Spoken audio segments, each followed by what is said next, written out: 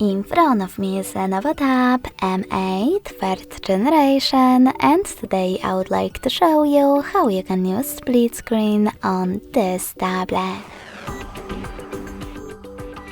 First of all, open one of your apps that you wish to use in split screen view.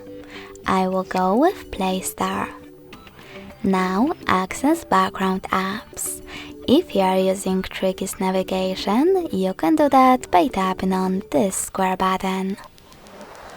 Finally, hold your app and select split screen.